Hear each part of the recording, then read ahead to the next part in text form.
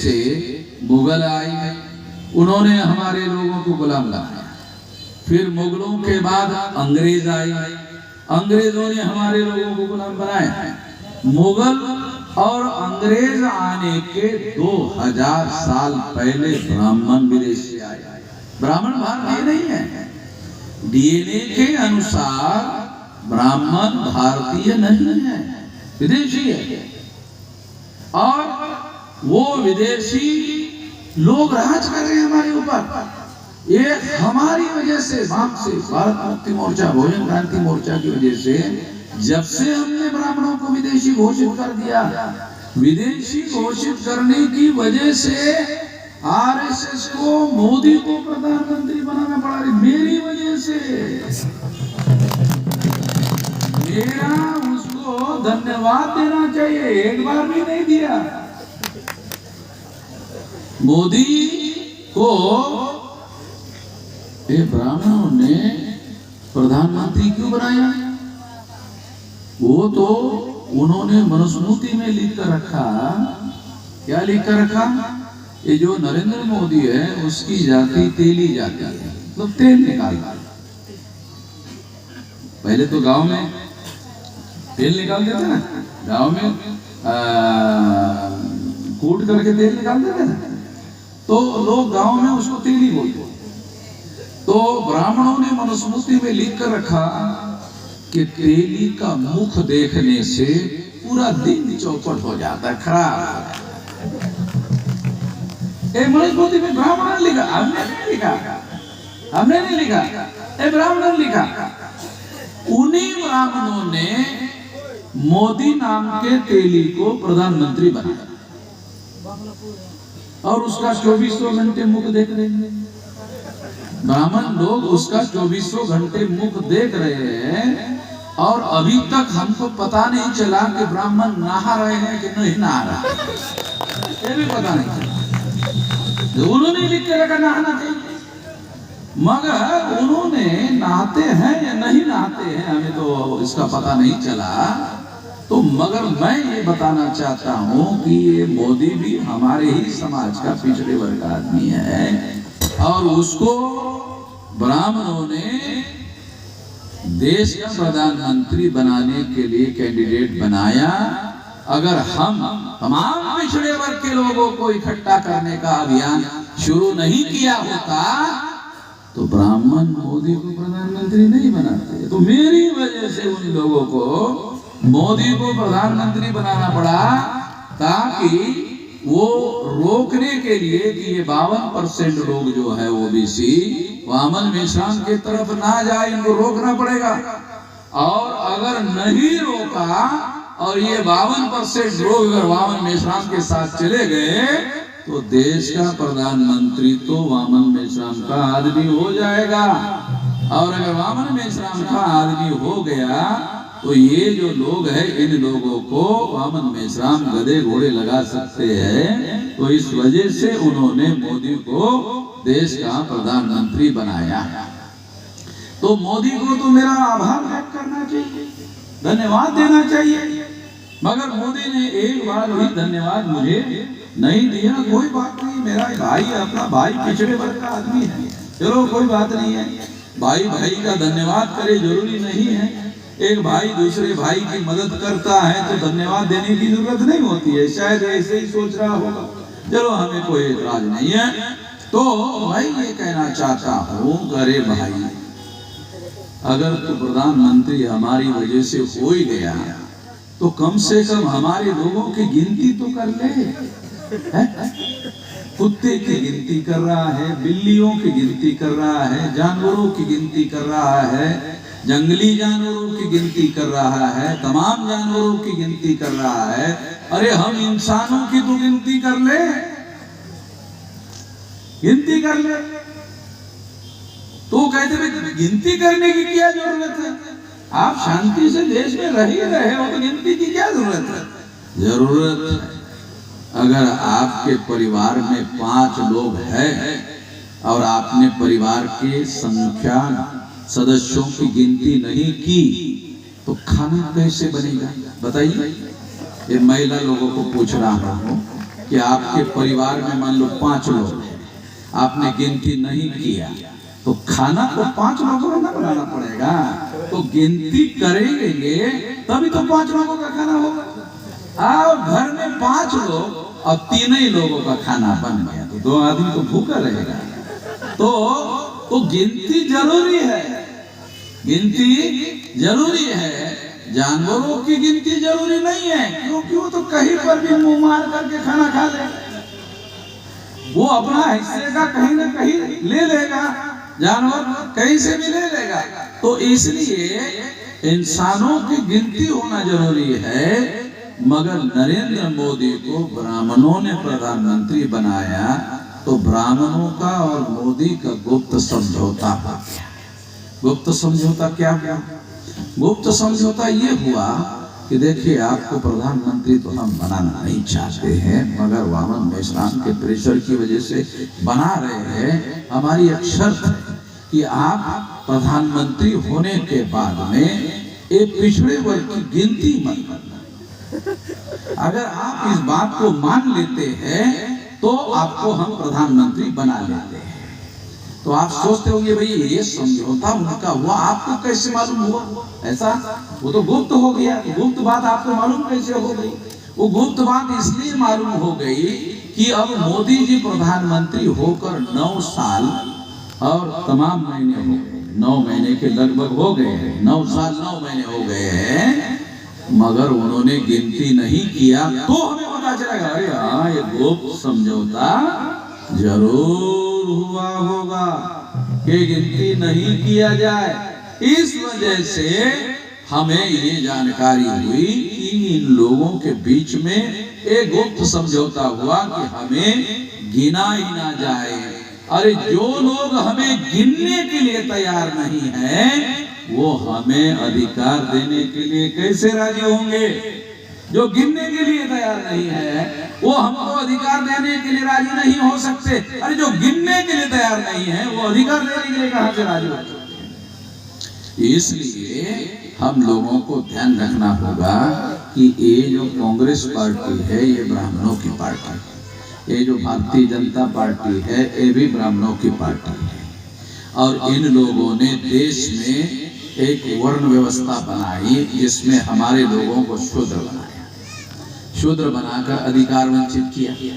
फिर हमारे ही लोगों को 6000 जाति के टुकड़ों में बांटा, हमारे ही लोगों को 6000 जाति के टुकड़ों में बांटा, इस तरह की व्यवस्था बनाई।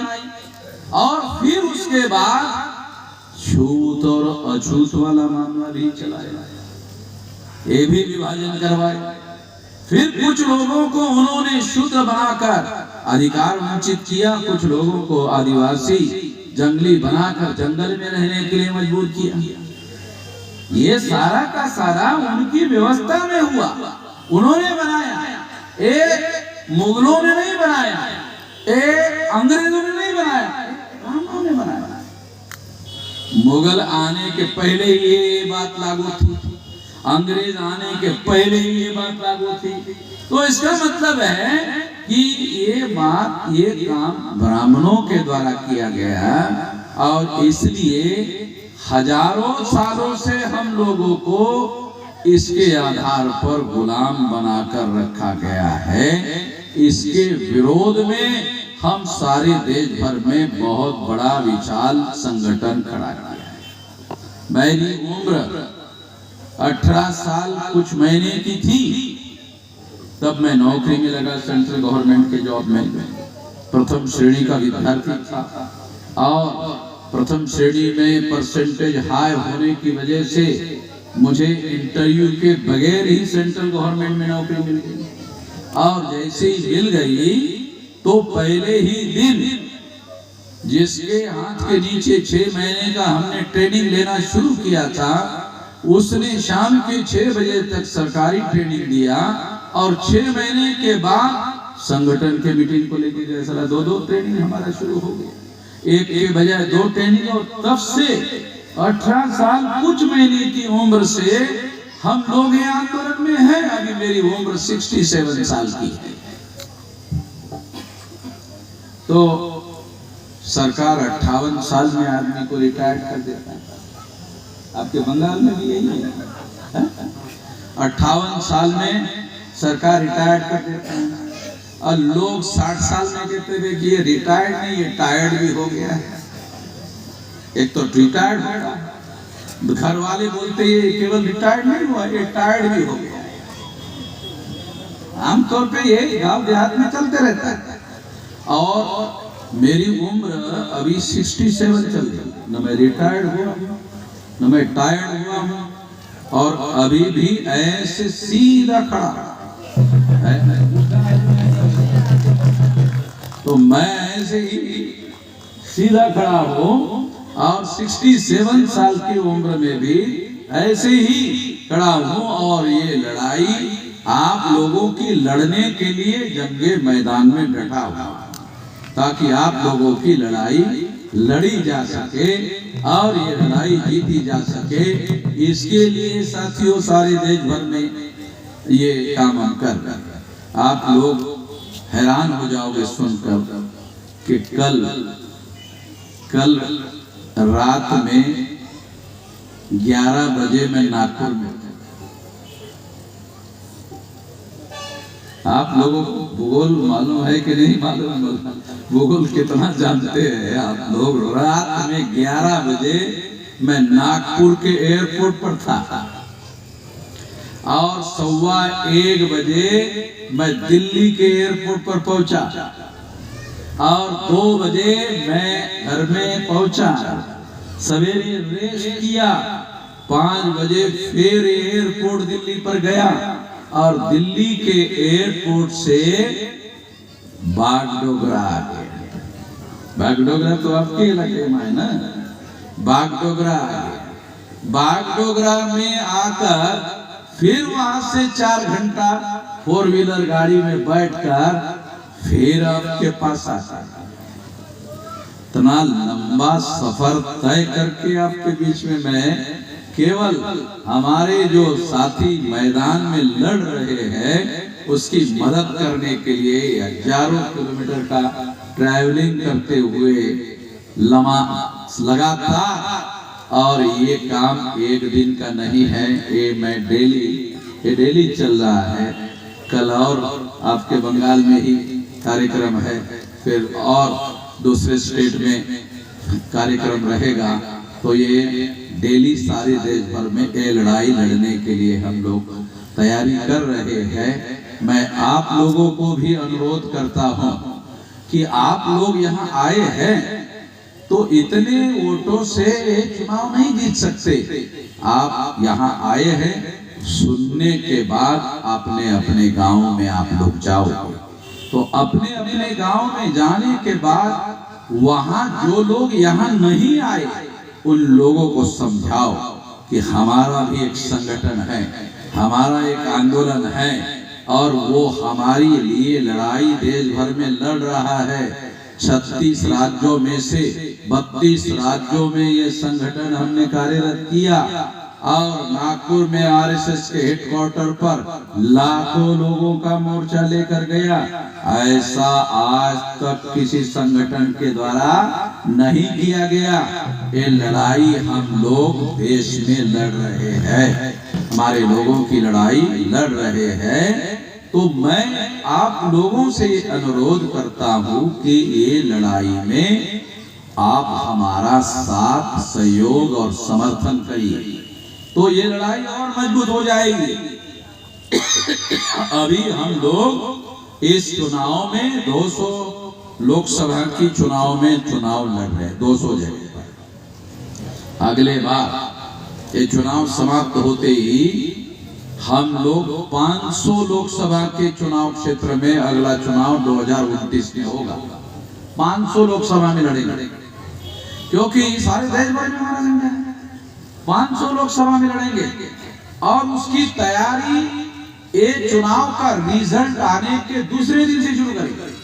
ये तो 1 महीने का समय हो रहा है, अभी हम लोग 5 साल का समय लेंगे और 5 साल का समय लेकर तैयारी करेंगे। वो तैयारी चुनाव जीतने के लिए कैसे करना होगा?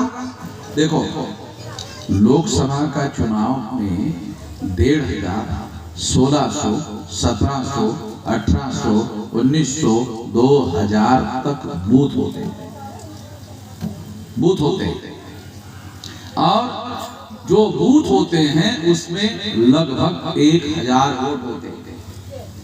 उस 1000 में शेड्यूल कास्ट होते हैं, मोस्ट बैकवर्ड शेड्यूल कास्ट होते हैं, एक्सट्रीम बैकवर्ड शेड्यूल कास्ट होते हैं, शेड्यूल ट्राइब होते हैं, मोस्ट बैकवर्ड शेड्यूल ट्राइब होते हैं, नॉमिडिक ट्राइब होते हैं, एमबीसी होते हैं, ओबीसी होते हैं, माइनॉरिटी में मुस्लिम, सिख, ईसाई, बुद्धिस्ट, जैन, लिंगायत होते हैं। ये लगभग 14-15 प्रकार के लोग होते हैं। और अगर बूथ लेवल का संगठन बनाया जाए और बूथ में ये सामाजिक समूहों का संगठन खड़ा कर दे तो चुनाव के दिन एक नया पैसा कैंडिडेट को खर्चा करना नहीं होगा और ये सामाजिक समूहों के जो लोग हैं भरा कर झोली भर के लोग वोट दे सकते हैं। तो इस तरह का संगठन अगर हम खड़ा करते हैं, वो कांग्रेस के लोग हैं, वो जो बीजेपी के लोग हैं, 100 करोड़ रुपया खर्चा करते हैं लोकसभा के चुनाव में, 100 करोड़। अगर मैं हमारे लोगों को बताऊं 100 करोड़ तो लोग बोलेंगे करोड़ कितना होता है, तो हमारे लोगों को करोड़ ही मालूम नहीं साला कितने का होता है। 100 करोड़ तो गिनती करने का जो मामला है तो हमारे लोगों को तो यही पता नहीं चले 100 करोड़ कितना होता है। काल्पनिक बातें नहीं कह रहा हूं, मैं तो उसी समाज का आदमी हूं, तो हमारे लोगों को 100 करोड़ क्या पता है, करोड़ पता नहीं है। और तमाम कुछ गांव में रहने वाले हमारे जो लोग हैं वो जिंदगी भर लाख रुपया नहीं देखते, जिंदगी भर एक साथ वो कभी लाख रुपया नहीं देखते। इस देश में हमारी स्थिति ये है, इस वजह से लोगों की लड़ाई लड़ना, इनका आंदोलन चलाया जाना एक बहुत मुश्किल काम है। मगर इसके बावजूद भी हम लोग ये लड़ाई लड़ रहे हैं। और जो तरीका मैं बता रहा हूं बूथ लेवल का और उसके नीचे सामाजिक समूहों का अगर हम संगठन खड़ा कर दे तो हमें पैसा के बगैर चुनाव लड़ सकते हैं, जीत सकते हैं और अपनी सरकार बना सकते हैं। ऐसा काम हम आने वाले समय में करेंगे। तो फिर एक बार आप लोगों को अनुरोध करके अपनी बात समाप्त करना चाहूंगा। मालदा उत्तर के लिए मोनाटन हेम्ब्रम चुनाव लड़ रहे हैं, इनको आप वोट देकर चुनाव जीतिए। दूसरा है मालदा दक्षिण में अमर कुमार रविदास, इनको आप वोट देकर चुनाव। मुर्शिदाबाद 11 में धनंजय सरकार, इनको वोट देकर आप चुनाव जीतने के लिए मदद करिए। ऐसा करने से आप अपनी ताकत बढ़ाएंगे, अपनी शक्ति बढ़ाएंगे। आपने मेरी बात ध्यान से सुनी, इसके लिए आभार, धन्यवाद। क्योंकि रात हो गई है और बहुत लंबा भाषण करना उचित नहीं है, फिर भी आप लोगों ने इसके बावजूद भी इतने ध्यान से सुना।